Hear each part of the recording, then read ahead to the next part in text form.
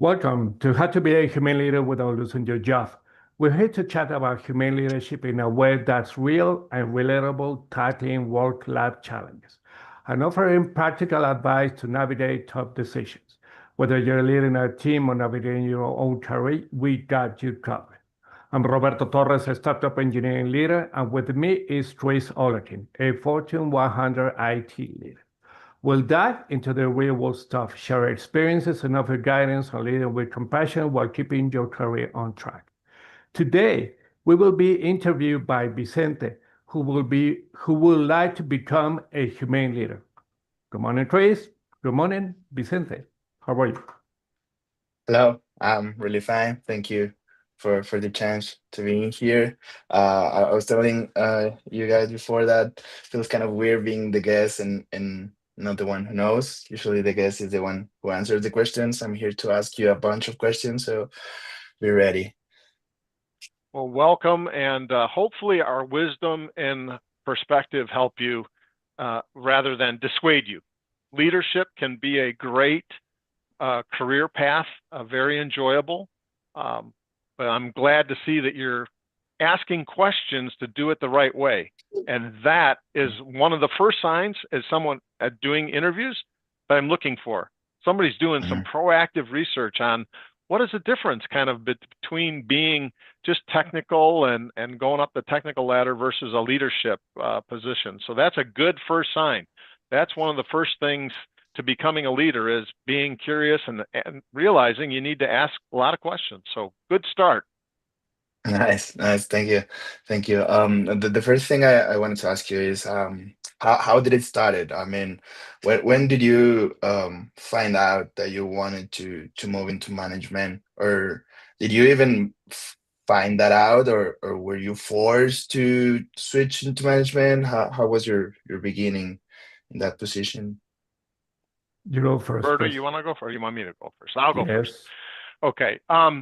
So my first leadership role, I won't say it was forced on me, but I did not interview for it. The leadership of my company at that time, I was working for a company called UOP, and it was, in my terms, small. It was 4,000 employees. And the leadership actually approached me to start leading a team.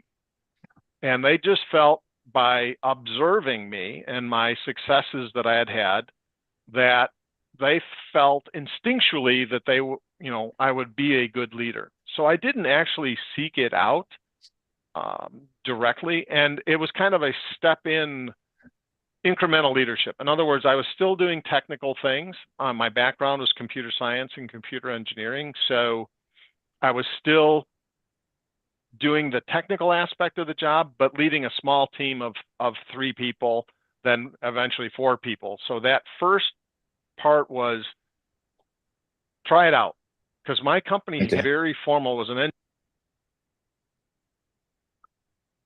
You got muted, Chris.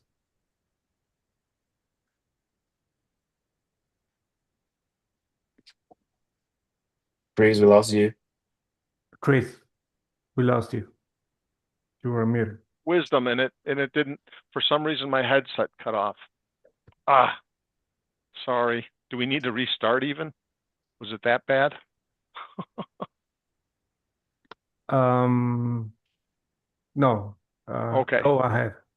So I don't know where it cut out, but the bottom line was I I was offered the role without applying. That rarely ever happens. Certainly in a 4,000 person company, it doesn't happen very often. We had very distinct leadership and technical ladders, very formally separate. And so I was given an opportunity, and leadership told me, you may not like it. So let's try it for a while. And if you really don't care for it, there's a technical ladder for you to go up. But we think instinctually you're going to be really good at this. They just No. felt it. Obviously, some committee talked about it. I just wasn't aware of it. Okay, nice. That's really good to hear. Before Roberto told us his version, I wanted to ask you. You mentioned that they started seeing your success, and that's why they offered you this position as a management. what how that success looked like. Was that you were delivering good software, or you were like So there were guiding some, others? yeah, so there were some things that I did to coordinate others with no authority. And so this is going to go way back into ancient history. But way back when networks weren't connected with each other, Mhm. email existed, but was very rare. And so of my own decision, I decided to work with these other people that were running networks and systems and said, hey, let's work on a way to connect them together. We need a naming convention so we don't conflict with each other on names. We can interconnect our networks. And there's this thing called email, SMTP email, that I've been playing with. Let's start hooking our Mhm. systems together because I think email is going to be really helpful. Because at that time, and you're never going to believe this, but we actually handed disks to each other to share documents, a physical thing. And it just kind of took off from there. And they're like, wow, this guy coordinated these people with zero authority Mhm. to work together collaboratively to build this thing and start using a system. And holy cow, then of course, email took off like a rocket. So some of it was luck, right? What if email had been a complete disaster? What if it had had a virus and brought the whole company down? I would have been fired. So part of it was luck in that what I wanted to do was successful. But part of it was it takes actual leadership skills to coordinate a bunch of people who really had no incentive to listen to me at all. Okay, okay. That's really nice. I mean, um, having the authority to coordinate gives you like an advantage. I feel like it's very challenging to guide and coordinate and tell someone what to do without authority. So that's really nice. I It does gotta take know some it here. personality. You have to work on your personality to do that. And by the way, I seem like an extrovert. All my family thinks I'm an introvert. All my friends think I'm an introvert because I'm the guy in the party who doesn't socialize. So you have to develop your personality to be an extrovert and be a leader. Nice. That's really good advice. Roberto, did management found you too, or did you seek it? Um, when I wanted to become a manager, I was working at a bank, a huge bank here in Mexico. Back then, I rose from a junior to what is called today tech lead, and I was happy. I was really happy, and I think that would have gone to the technical track. But it was I was at the volleyball team in this bank at the first force or first well, but I was in the highest team, and in this volleyball team I discovered that besides being analytical, I could become a leader because in certain games, in certain matches, in certain tournaments, the captain of the team wasn't as needed as it has to be. So I stood up and became the captain. And when I became the captain, I really liked to manage people, to not to point and say, you have to do this and you have to do that and you don't have to do this. It was more of an objective and a goal that we wanted to have, to win the matches, to earn the first position of the tournament, to win the tournament. So um, that made me think about what to do at the company, at the bank that I was working for. And I realized that applying what I learned as a captain in the volleyball team helped me to become a manager. I didn't become a manager at that company because I left that bank in order to become a manager. But I think that it wasn't work, and it wasn't something that I saw that I sit to find that manager position. It was life who showed me Hmm. what was a manager and what and how it was aligned and matched to myself. So that's who I was, that I become, that I wanted to be a manager. Well, that's beautiful. One thing I can take from here is that you can become a manager outside your work. I mean, you became a manager in your volleyball team, and what that was what made you become a manager actually in your work. And I'm glad that you brought the sports into the conversation because I'm in a very similar position, which gives me hope, to be honest. We created a soccer team, and I'm sort of the captain there, and I really like helping people. I always tell them I'm not like the captain. I'm not the one who decides who plays and who don't. I'm more like a facilitator. I try to facilitate everyone's game. Mm. So one thing I wanted to ask is I really love being the captain because I'm able to play with them. But there's a point, there's a time in the management where you can no longer be the captain because you can no longer play in the pitch. You have to be outside watching, like being the team manager. And to be the team manager, you have to um, stop being a player in the team. So that's another that leads us to my next question. That how does it feel in terms of peers and relationships? How does it feel being moving from being a peer to being the boss?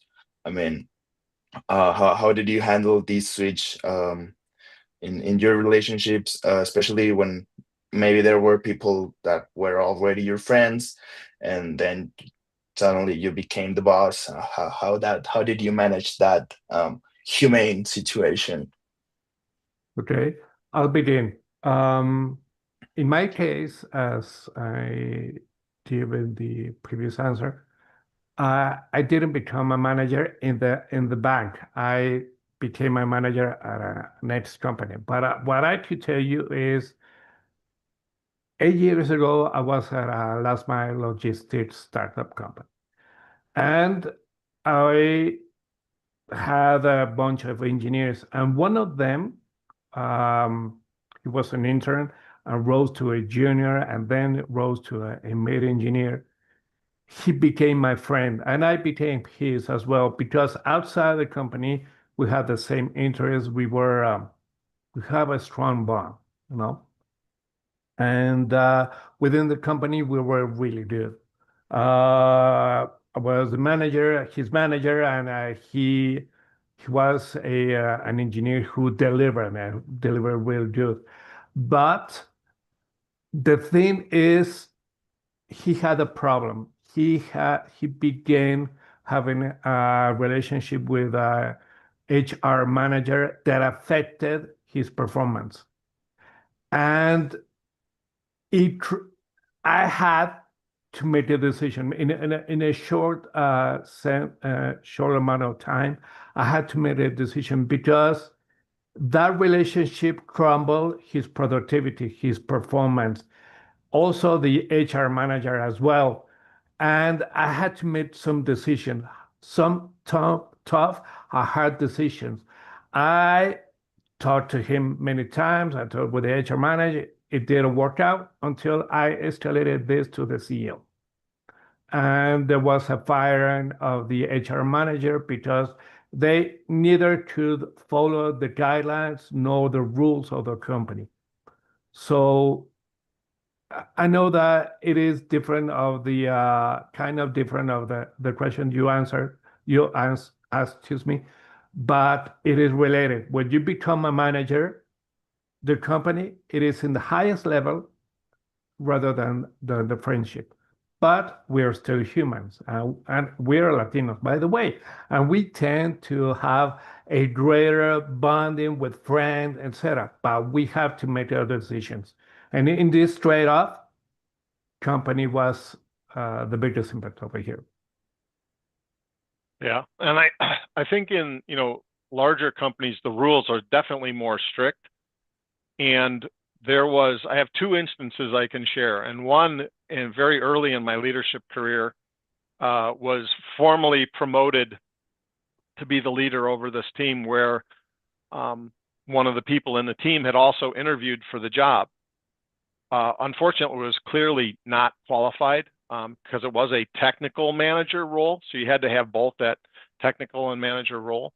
But she absolutely felt that, and told me to my face, "You're not qualified for this. I should have gotten the job," and was very combative. Now, the way you handle that as a humane leader is to be very open and fair about it. I appreciate that. I didn't know you had interviewed for it, but unfortunately, you did not get the role, and I did. Leadership selected me, so that's the role we're in. I will do my best to help your career. If other leadership opportunities come up, I certainly will support you for those, but I'm the leader, and that's just the way it is. So she was not my friend, but had this kind of awkward situation. She ultimately left the company because she just could not let it go. She would constantly confront me on things, disagree. She went to upper leadership that she should have been the leader. They unfortunately told her the exact same thing I did, that yes, we interviewed you, but Chris is more qualified. So sorry, even though you are older, have more years of experience, you don't have the skills and that that we were looking for. At another time where I became leadership over a much larger group, and one of the guys I had been working with for 15 years, he eventually retired. I actually just saw him this summer, 30 plus years later, and stopped by his house, and we had drinks out on his patio. So if you do it well, it can be very successful. And the way I did it well, how it turned out well with him is, look, once it was announced that I was going to be the leader, I called him into my office privately and said, look, I'm going to be the leader. I hope you don't have a problem with that. There might be times where we're going to have heated disagreements, but you have to realize that in my professional role as the leader, there are things I have to do, performance evaluations, pay raises, etc. And I am going to do my best to be as objective about it as possible. And being open with people where you have to become this leader over potentially friends, you need to talk to them about it right away. Don't do it 3 weeks from now. Don't do it 2 months from now, and be open about it. Because after I talked to him, I then talked to the whole team. I said, look, I know you're probably whispering because you guys know I'm good friends with Glenn. Here's what I told him. And I literally told them exactly what I told him, because I'm going to be very open and honest and fair about this. And if you feel I'm not being fair, come talk to me. So your openness and dialogue with the employees is going to be critical as you step into these roles that start to become managerial over people that you're friends with. And sometimes it's going to end the friendship. Sometimes it will. Yeah. Sometimes it won't. If the friend is being humane and you're a good humane leader, it can survive it. You can survive this kind of difference of authority. Yeah, that's something another manager friend told me, that no matter how well you do things in this relationship situation, it does not depend on you only. I mean, you can be the greatest leader, but if the other person is not willing to accept your new role and accept you in this new position, that will just not work, and you have to be okay with that. So I guess it's a sad part of being a leader, but yes, There Yeah. are sad parts to being a leader. I mean, those of you out there who think leadership is the most wonderful job in the world, there are downsides. There are a lot of downsides. There's a lot of upsides, but it's just like any job, whether you're an individual contributor or a leader. There are going to be parts you like, and there's going to be parts you hate. Speaking of parts you hate and these downsides, I've been reading books about how about leadership, and one thing I've realized is that almost every book I've read is just a person who is a leader and has been a leader for and many years, and she or he is telling you their experiences as a leader. There is no formula, there's no math to know how to be a leader. There's just experiences shared by others. So um I wanted to ask about these downsides. What was, I won't say the first situation, because I'm really sure that happened in your beginning as well as last week. But can you tell me about a situation when you thought nobody prepared me for this, and how did you handle that? I think that the hardest thing, or the part I dislike the most about leadership that are tough, is they will teach you, and again, this depends on the size of the company, right? We had very formalized performance reviews in pay raise cycles, right? Lots of rules. Big companies have lots of lawyers. They make it very strict. And they would put you through training to conduct a good performance review discussion with the employees. And they would do mock scenarios, so you would practice different situations. A performer who thinks they're great, and they are great, and a performer who's average that thinks they're great, and a performer who's just terrible, missing goals, and they think they're the best employee in the whole company.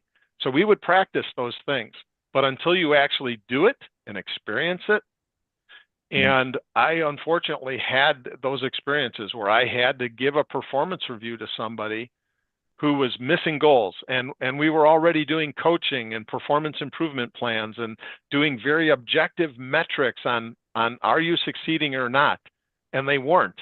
Yet when they'd come in and sit down for performance review, they felt they were the best employee in the whole team, maybe in the whole group, maybe in the whole department. So this disconnect between what they are producing versus how they felt, their self-image of performing. That to me was always the most challenging leadership duty, responsibility.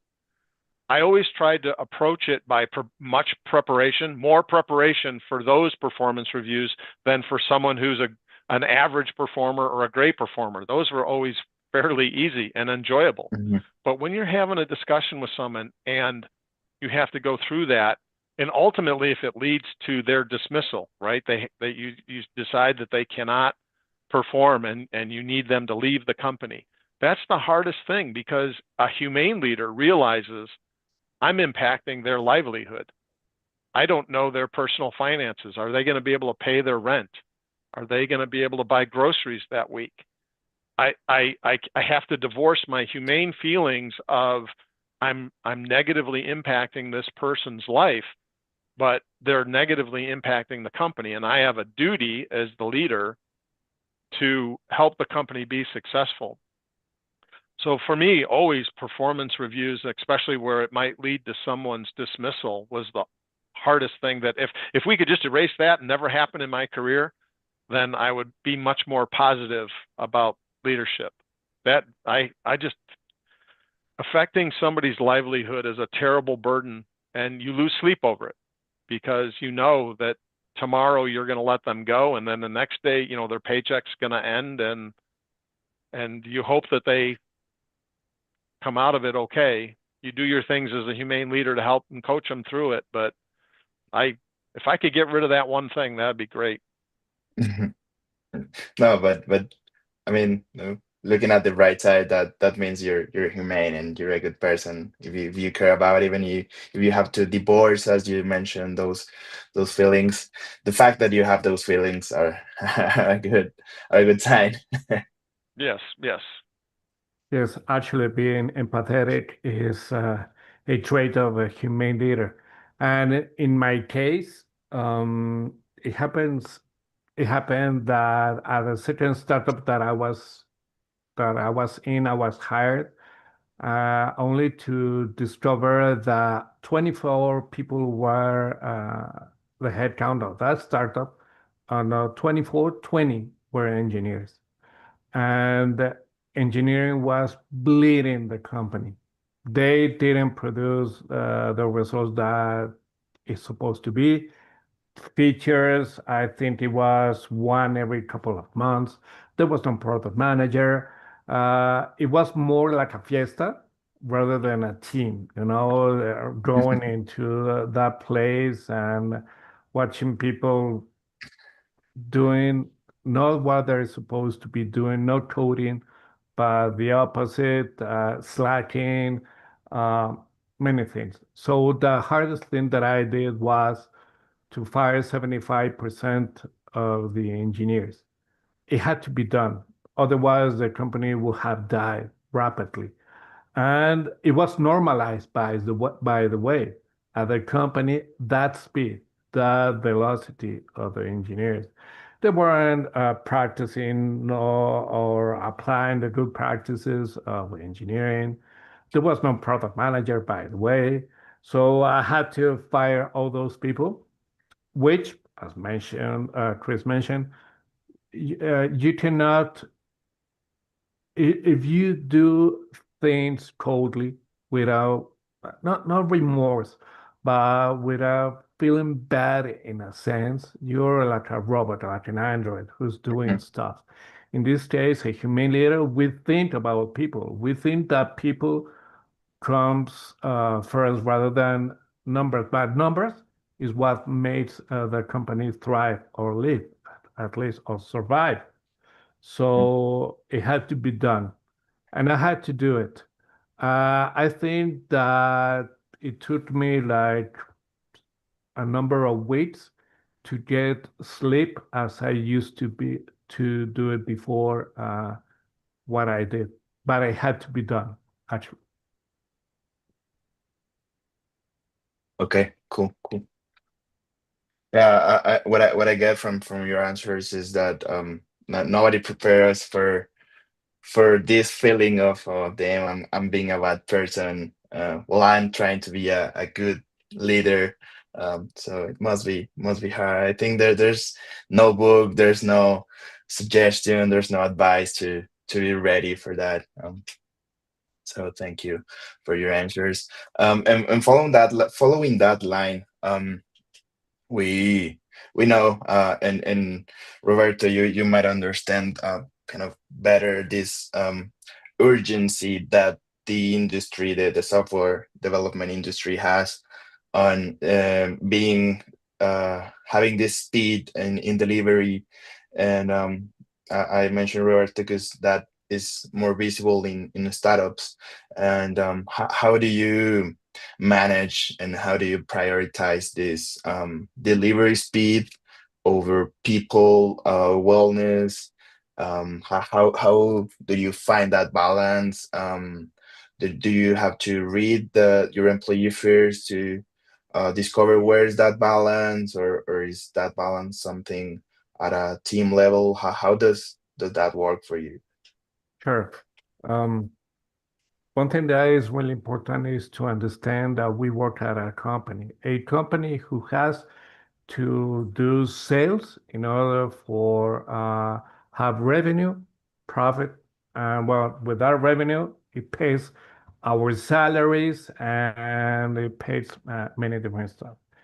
If the company doesn't thrive either, it will fail, and we're an impasse of did we did it wrong, or we didn't. And with that in mind, we have to understand that at a company there are humans, and these humans had to be motivated in order for the humans to become, not to become, to deliver results. And results are really important. You mentioned it. At a startup, we have to always aim for the goals and be directed to the goals and achieve those goals. If we don't do it, the startup might die fast and rapidly against a huge company as the ones that maybe Chris worked for. So I think the most important thing is for you as a manager to gather the team and not to deliver the instructions or the orders that they have to do, to make them understand where they are, who we are, where they are, and to be to let them know that a team must thrive always and that we have to deliver this because it is our responsibility. It is our professional goals to do it. So numbers are always present, and we have to be measured. You know it as engineers. You have to do PRs and you have cycle times and merge, etc. But we have to be focused on that, and we have to have the scope of understanding that and to understand that we cannot be using blinders, but we have to open our perspective. And what I mean by this is in order to have a balance and trade-offs of this, it is we have a humane component of this, and we had to create this other product or features. So all the team has to be motivated intrinsically and extrinsically. Each IC has to do it, and the manager has to make them productive. And for that, I could end with this, Vicente. I have a philosophy as good managers have to have. My philosophy is the happiness formula. We have spoken in this podcast about it. The happiness formula wasn't created by me. It was a book that I read in the 90s. It is happiness. It's equal to reality minus expectations. If the expectations are higher than reality, there's no happiness. It will be negative. But when the expectations are at some level and the reality is higher, reality Hmm. minus expectation, the happiness will be positive. So us managers have to do everything, and we have to communicate this with the team, and we have to lead the team in order for them to be productive, and then trusting that the company will be awesome.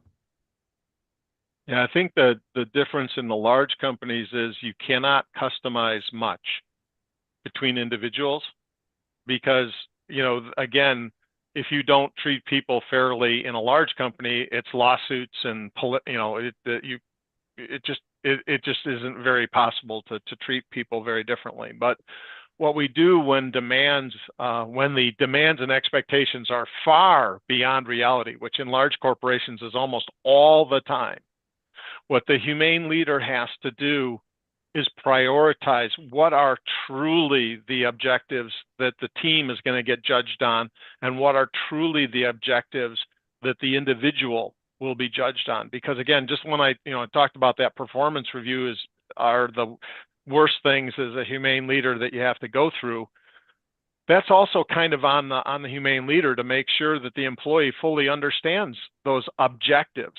And even though those objectives are way beyond reality, you help the employee prioritize them so that the ones that are most critical, that give that employee the most chance of success in getting promoted, staying with the company, getting good pay raises, that you help them prioritize and see that goal that, yep, I heard leadership too. Those expectations are way beyond reality. I sympathize with them. You don't discount the leadership, but you say, yep, it's technically impossible for us to do all those things. But what can we do? Can we, do a certain number of those things within that time frame that are the most value? Yes, we can. And so you try and work with each individual that way to get the most output from the team. And sometimes when work-life balance is out of control, you do have to show a little bit of favoritism temporarily. Hey, you know what? Vicente's son is graduating from high school today. So we're going to cover for him so he can go to graduation. But you don't do it as a secret. The big difference in leadership is, and where I've seen leadership fail, is they had favorites and everybody saw that they had favorites, but they tried to pretend it was a secret. And then that creates distrust. So when there's an overwhelming burden on the team for productivity that's just not achievable, be honest about it and then discuss it with the team. What do we think we can get done? What are the reasons we can't get certain other things done? Let's do our very best. And if someone during the course of this project has an emergency, we're going to be open about that favoritism that we might need to give to somebody, with the expectation that other team members are also going to have life events during the course of the project. But don't try and hide it, because if you hide it, Okay. bad leaders hide things. Okay, that's really good to know. I mean, as an IC, as someone that is not a manager, that thing is one of the what we feel the most, like when we feel like we're being pushed to deliver while you're not feeling great, and that this was a question I really wanted to understand the other side of the coin. Well, thank you guys for your wisdom and for your experience shared. And just to wrap this up, I wanted to ask this last question. If you were me, I mean, not me, but if you were at this point where you're still an IC and you're starting to realize that you might be better at a management position, or you have something that could be useful there, what would you tell you in that time? What would you So say to you? I'll take first dibs on this one. And I think the thing that in my leadership roles, what I watch for in myself is, am I volunteering to do something that is breaking the norm? Am I the one who wants to try something new? Am I the one who offers to coordinate some others to do some things? So it is being a leader, similar to what you discussed with being kind of a coach player on your team. What are some of the things that you can do in your position that would be considered coach player, so that your leadership above you can see that and say, Vicente is interested in doing this. Look at how he helped coordinate this and keep track of something that was maybe a little bit outside your job scope, right? Those are the things that start you down a leadership path. Plus, it'll give you some opportunity to experience how coaching your peers is different than coaching your friends on a football team. Okay, what I would have told me at the beginning is to have a philosophy at first. No, I created my philosophy not because I read this book in the 90s. It's because I require one to have for myself to become a manager, to be a manager, and to learn from my mistakes and the successes that we had in, at the team. It's have made me realize to have a philosophy. So the philosophy would be at first, make your team productive, be happy, and enjoy the ride. Life is so beautiful, and being manager is an amazing experience that I wouldn't have changed for anything. So if you enjoy the ride, you will enjoy being a manager. Awesome. Thank you. Okay. Um, Is there anything else you want to add to do the wrap up? Yeah, I just wanted to ask, what's the can you send me the name of the company afterwards? Where you mentioned that there was always potty, because I might apply there. Just Me kidding, too. just I may kidding. go back to work. I may go back to work. I will. Got it. Well, Vicente, we thank you a lot that you came here to interview us. I trust that you had a good time, that you learned as well. Then we managed to answer all the questions that you had. And the most important, that you know if a manager is for you to become or not. No, thank you. I got a lot of gold here. Thank you so much for your wisdom. My pleasure. And with this, Chris, we could end this episode, and I'll see you